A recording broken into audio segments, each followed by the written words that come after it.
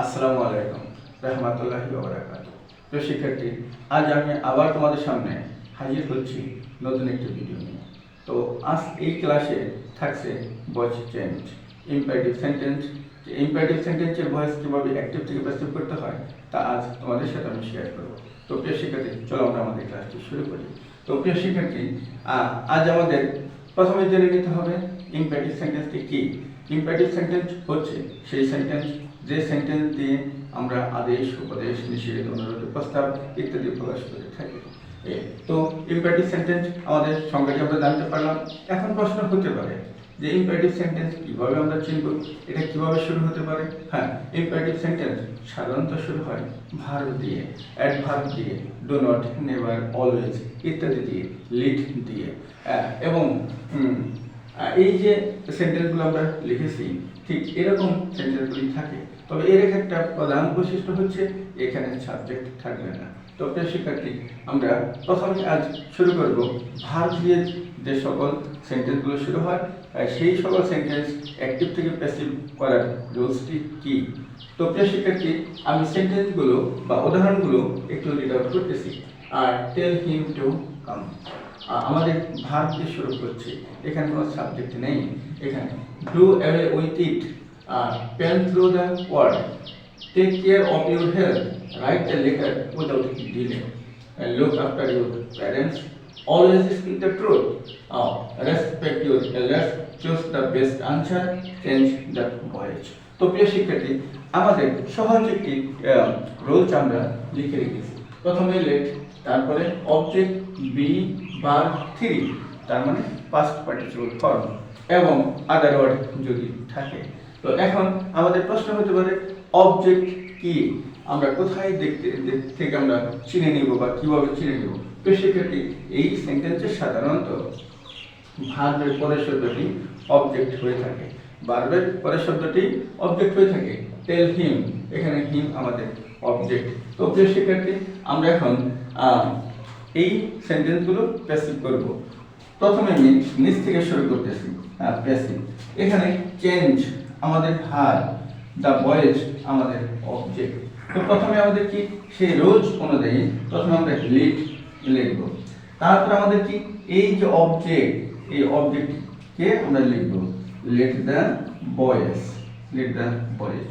এরপর আমরা কি লিখব, এখানে আমাদের বি দেয়া আছে, বি, এখন আমরা বি লিখে দিব।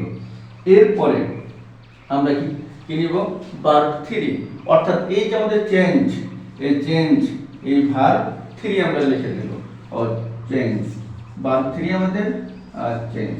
তো প্রিয় শিক্ষার্থী, এখানে বাই থাকে না। তো আচ্ছা, আমরা কিছু কিছু ক্ষেত্রে আমাদের থাকে যখন লিড দ্বারা শুরু হবে।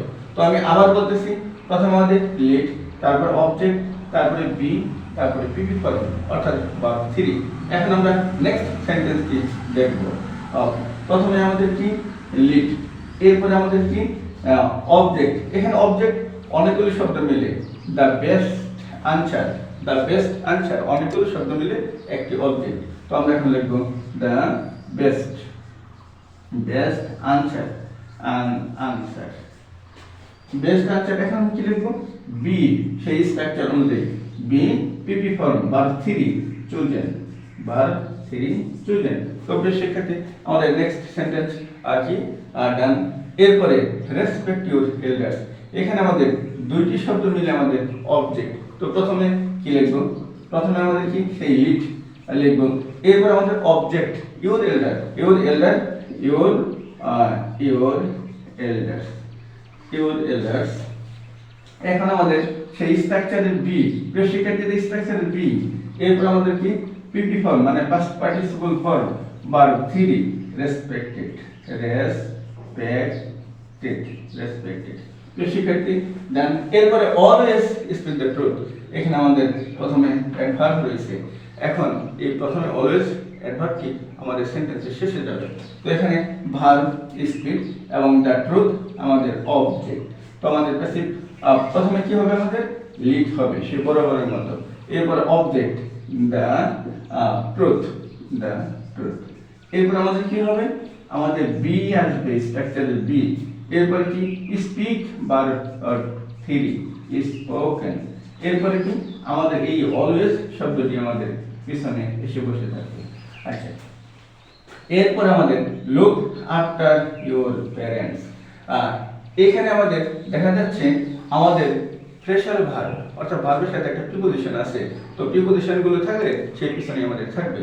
তো ইওর প্যারেন্টস আমাদের অবজেক্ট বরাবরের মতো, তাহলে আমরা কি লিখবো? প্যাসিভে ইওর লেট, প্রত্যেকটা let your your parents, your parents.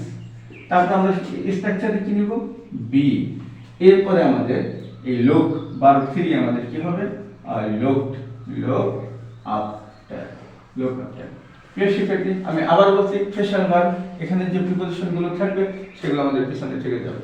এখানে আমাদের right the letter without delay, এখানে আমাদের আদার ওয়ার্ড হিসেবে আমাদের কি রয়েছে? Without delay. আর আমাদের অবজেক্টটি কি? The letter. তো আমাদের সেই স্ট্রাকচার একটি কি লেট অথবা লেট, তারপর কি লিখব আমি? The letter, letter. এখন আমাদের কি বি আসবে, বি। এরপরে আমাদের রাইট এর ভার্ব 3টা কি হবে? Written, written. এরপর আমাদের যে এই ওই আদার ওয়ার্ড অথবা এক্সটেনশন, এই ওয়ার্ডগুলো আমরা লিখে দেব without, without delay, without delay. তো শিক্ষার্থী, next sentence take care of your health. এখানে আমাদের অবজেক্ট আমাদের কোনটি? Your health. এখানে আমাদের দেখা যাচ্ছে কয়েকটি শব্দ মিলে একটি ভার্ব হচ্ছে, এবং এখানে কি স্পেশাল ভার্ব প্রিপোজিশন রয়েছে, এবং এই যে বাড়তি শব্দগুলো, এই বাড়তি ওয়ার্ডগুলো আমাদের ভার্বের সাথে থেকে যাবে। তো প্রথমে আমরা কি লিখব? প্রথমে লিড, আমাদের সে বরাবরের মতো লিড। এরপরে object your, your health, your health. এরপরে আমাদের কি ভার্ব বি। এরপরে মেইন ভার্ব এখানে কি? Take, taken, verb 3 taken. তারপর আমাদের কি আসছে? Care of. প্রিয় শিক্ষার্থী, এই যে আমাদের ফেজ ওটা আমাদের পিছনে চলে গেল।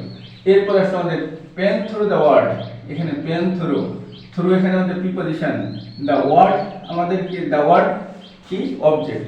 তো আমরা কি লিখব? লিড, প্রথমে লিড, তারপর কি? The word, the word. তারপরে কি লিখব? সেই বরাবর মতো বি লিখব। এরপরে পেন, পেন এর verb 3 pen through, pen through, pen through. তো শিক্ষার্থী, পেন অর্থ কি? লেখা, পেন অর্থ কলম, পেন অর্থ কেটে দেওয়া। তো আমরা এই যে পেন থ্রু এর অর্থ কেটে দেওয়া, কেটে দেওয়া। তো পেন থ্রু দ্য ওয়ার্ড, ওয়ার্ডটি কেটে দেওয়া। তো আমাদের প্রথমে কি আছে? আমাদের প্যাসিভ আমাদের লেট দ্য ওয়ার্ড, ওয়ার্ড আমাদের কি? অবজেক্ট। এরপর আমাদের কি? বি। তারপরে পেন এর পি ফর্ম কি? আমাদের পেন, এবং থ্রু আমাদের প্রিপোজিশন ঠিক পরে আমাদের রয়ে গেছে। এরপরে ডু অ্যাওয়ে উইথ, এখানে দুইটি প্রিপোজিশন আছে। কয়টি প্রিপোজিশন আছে? দুইটি আছে। আমাদের অবজেক্ট হচ্ছে ইট। আমরা প্রথমে কি লিখব? প্রথমে তো আমরা লিখব লিড, তারপরে অবজেক্ট কি? আমাদের ইট, তারপর আমাদের পি, বি, স্ট্রাকচারের বি। এরপরে ডু এর পি ফর্ম কি হবে? ডান। তারপরে আমাদের এই প্রিপোজিশন গুলো আমরা লিখে দেব, done away with, done away with. এরপর প্রিয় শিক্ষার্থী, ইনফিনিটিভ দেখতে পাচ্ছি। তো আমাদের এখানে অবজেক্টে কি? অবজেক্ট এখানে আমাদের হিম। তো আমরা এখন প্রথমে কি লিখব? প্রথমে লিখব লিড, এরপর কি? হিম। তারপর আমাদের মেইন ভার্বটি কি? টেল, টেলের প্রি ফর্ম কি? অর্থাৎ পাস্ট ভার্ব 3 কি? Told, verb 3 told. এরপর আমার কি? এই যে ইনফিনিটিভ এক্সটেনশন বা আদার ওয়ার্ড সেটা আমি লিখে দেব, তো কাম। তো প্রিয় শিক্ষার্থী, এখন আমি বোর্ডটি ক্লিয়ার করতেছি পরবর্তী রুলসটি ডিসকাস করার জন্য।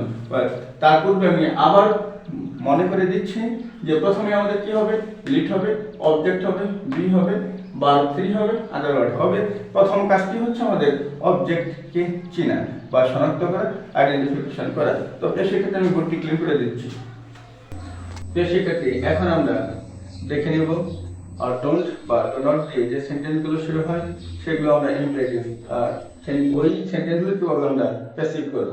তো আমার সেই প্রথম কথাটি হচ্ছে যে সর্বপ্রথমে আমাদের অবজেক্টকে আইডেন্টিফাই করতে হবে। তো শিক্ষার্থী, এই যে ক্রিয়াপদ আমাদের ভার্ব, এই ভার্বটিকে যদি আমি এই হোয়াট এবং গো এবং হোম দ্বারা প্রশ্ন করি, তাহলে আমাদের যে উত্তরটি আসবে সেটা আমাদের কি হবে? অবজেক্ট হবে। ভার্বকে যদি আমি ডোন্ট মেক এ নয়েজ, কি করবে না? উত্তরটি আমার কি আসবে? নয়েজ করবে না। তো এই যে আমাদের কি ভার্বকে হোয়াট, হো আর হোম দ্বারা প্রশ্ন করলে যে উত্তরটি আসবে সেটা আমাদের অবজেক্ট। প্রত্যেক শিক্ষার্থী আমাদের স্ট্রাকচারটিতে আছে লেট, নট, অবজেক্ট, বি এবং কি ভার্ব 3 আদার ওয়ার্ড। তো প্রথমে আমি কি লিখব? এখন প্রথমে আমাদের লিখব লেট। এরপরে এই যে আমাদের ডোন্ট রয়েছে, এই ডোন্ট এর ডোটা আমাদের রিমুভ করে দিতে হবে। আর এই অ্যাপোস্ট্রফি নট কে আমাদের কি করতে হবে? পূর্ণরূপ দিতে হবে। তাহলে নট। আচ্ছা, এরপর আমাদের কি অবজেক্ট লিখব নয়েজ। এরপর আমরা কি লিখব? স্ট্রাকচারে বি লিখব। এরপর এই যে ভার্ব মে, এর পিপি ফর্ম লিখব মে।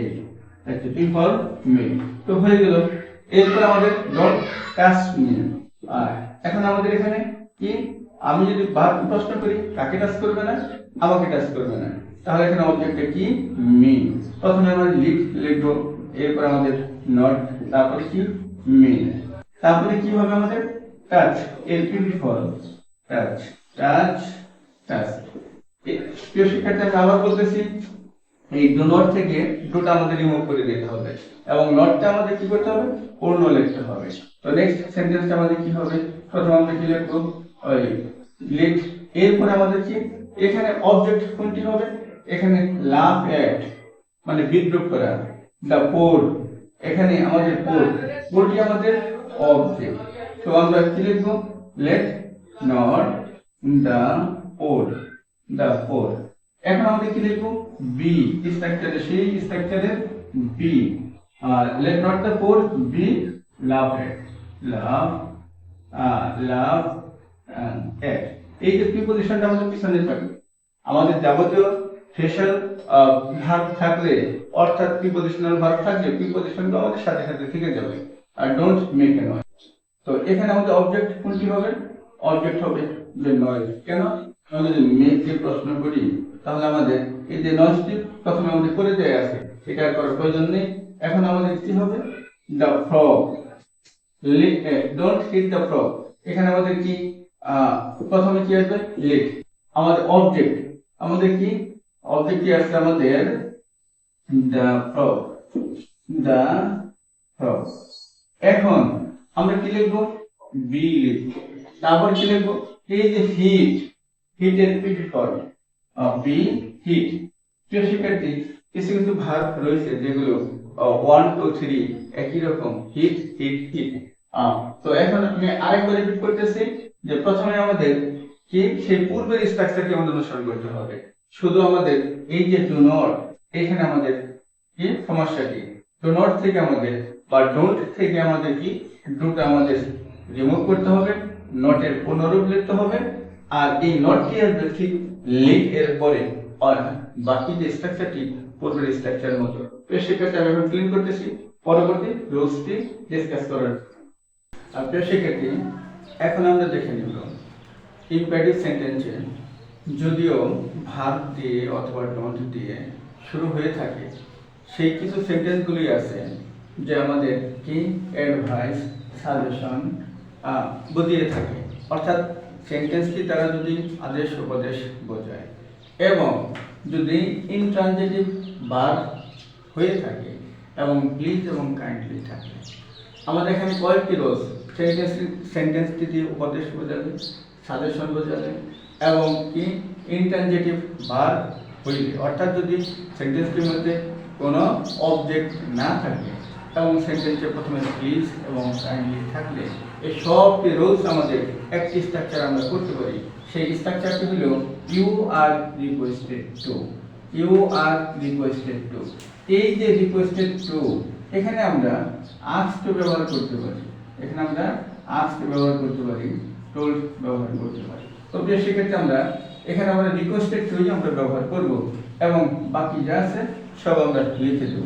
তো এখানে টেক মেডিসিন অন টাইম, তাহলে সেন্টেন্সটি দ্বারা কি বোঝানো হচ্ছে? এই সেন্টেন্সটি দ্বারা সাজেশন করা হচ্ছে যে সঠিক সময়ে ঔষধ সেবন করিবে। তো আমি এখন কি লিখে দেব? প্যাসিভে শুধু শুধু এই স্ট্রাকচারটি শুধু তুলে দিয়ে দেব। You are requested to take medicine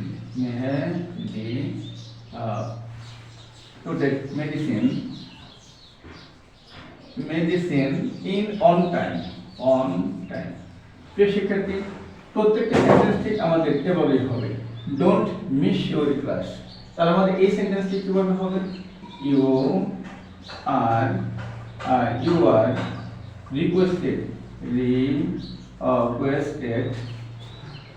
requested not to miss your class.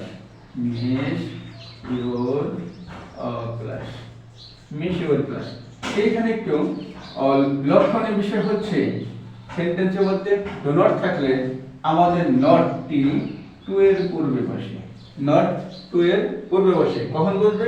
সেন্টেন্সের মধ্যে নট থাকলে। ঠিক এইরকম keep your promise, you are requested to keep your promise, avoid by the law of the country, you are requested to avoid by the law of the country, please give me more time. এখানে আমরা কি লিখে দেব? শুধু এই please এর পরিবর্তে আমাদের you are requested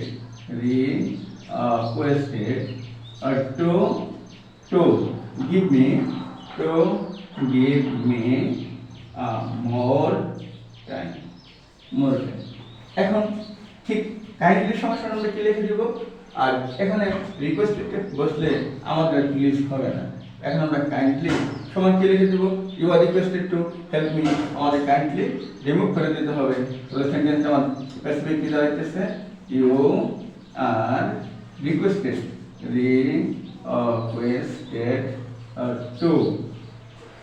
to help me। এখন আমি বলছিলাম ট্রানজিটিভ ভার্ব হইলে, অর্থাৎ এই ভার্বটির যদি কোনো অবজেক্ট না থাকে, অসমাপ্তি ক্রিয়া থাকে, তাহলে আমরা কি করে দেব? এই একই স্ট্রাকচার আমরা করে নেব। সেটা হচ্ছে আমাদের you are requested to wait here, শিক্ষার্থী, আধুনিক ইংরেজিতে অর্থাৎ আধুনিক যুগে, আমাদের এই আল্ট্রা মডার্ন যুগে বিশেষ করে ইউ আর রিকোয়েস্টেড টু এটি বেশি ব্যবহার হয়ে থাকে। তো আমি আবার বলতেছি, আমাদের অ্যাডভাইস সেন্টেন্সটি দ্বারা যদি অ্যাডভাইস বোঝিয়ে থাকে, সাজেশন পরামর্শ দিয়ে বোঝানো থাকে, সেন্টেন্সে যদি ইন্টারজেক্টিভ ভার্ব হয়ে থাকে এবং প্লিজ এবং কাইন্ডলি থাকলে আমরা এই স্ট্রাকচারে করে নিব ইউ আর রিকোয়েস্টেড টু। তো এই রিকোয়েস্টেড এর পরিবর্তে আমরা আস্কড লিখতে পারবো, টোল্ড লিখতে পারবো ইত্যাদি। তারপর আমরা বাকি অংশ ইনফিনিটিভ আকারে আমরা লিখে দেব। তো প্রিয় শিক্ষার্থী, আমি বোর্ডটি ক্লিয়ার করতেছি পরবর্তী রুলসটি ডিসকাস করার জন্য। প্রিয় শিক্ষার্থী, এখন আমরা দেখে নিব যে সেন্টেন্সগুলো লিড দ্বারা শুরু হয়ে থাকে। তো সেখানে লিড দ্বারা শুরু হয়ে থাকে, সেখানে দুইটি অবজেক্ট থাকবে। কয়টি? দুইটি। এটাকে আমরা প্রথম অবজেক্ট দিয়ে দিলাম এবং এটিকে আমরা কি দিলাম? দ্বিতীয় অবজেক্ট দিয়ে দিলাম। অর্থাৎ লিডের পরে সাধারণত অবজেক্ট বসে। ঠিক, লিটার্স হেল্প দ্য পোর। ঠিক এখানে অবজেক্ট আমাদের কি আছে? এখানে ওয়ান, এখানে কি আমাদের টু। তা আমাদের স্ট্রাকচারটি হবে let plus object to plus be plus verb three এবং other word by plus object one. তো প্রিয় শিক্ষার্থী, এখানে আমাদের লিড দেয়াই থাকবে, তো আমরা লিড লিখে নিলাম। এরপর আমাদের কি হবে? এই যে অবজেক্ট টু, এই অবজেক্ট টুটা আমরা এখন লিখে নিব দা সাম। এরপর আমরা কি লিখব? বি। এখন আমাদের মূল ক্রিয়াপদ আমাদের কি? ডু। ডু এর ক্রিয়াপদ ভার্ব থ্রি হচ্ছে আমাদের ডান। এরপর আমাদের কি হবে? বাই। এরপর আমাদের কি হবে? এই যে প্রথম অবজেক্ট সেই প্রথম অবজেক্টকে আমরা লিখে যাব। অর্থাৎ আমাদের এই প্রথম অবজেক্টের পরে ব্যক্তিবাচক অবজেক্টের পরে আমাদের কি হবে, পূর্বে আমাদের কি হবে, বাই হবে। আমি আবার বলতেছি, লিড দ্বারা যে সকল সেন্টেন্স শুরু হয়ে থাকে সেগুলোর মধ্যে আমাদের কি দুইটি অবজেক্ট দেখতে পাওয়া যায়, আজ এবং দ্য পোল। এখন প্রথম আমাদের স্ট্রাকচারটি হবে সেই পূর্বের মতো, লিড, এরপর আমাদের দ্বিতীয় অবজেক্ট অর্থাৎ সেকেন্ড অবজেক্ট, এরপরে বি, তারপরে ভার্বের থ্রি অর্থাৎ PP form, past participle form, এরপরে বাই এর পরে অবজেক্ট হিসাবে আমাদের প্রথম অবজেক্টটি বলবে।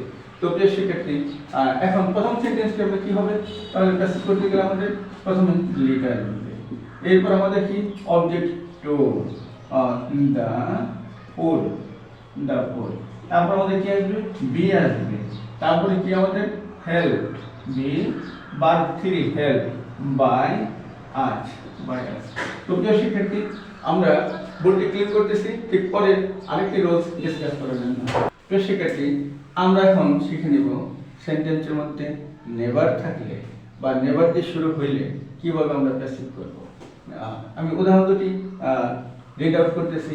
Never tell a lie, never trust a false friend. তো শিক্ষার্থী, এখানে আমরা দুইটি উপায় আমরা করতে পারি, প্যাসিভ করতে পারি। অর্থাৎ নট এভার, নেভার সমান সমান নট এভার, নেভার অপরিবর্তিত রেখে অবজেক্টের পরে বসিয়ে দিলে আমাদের হয়ে যাবে।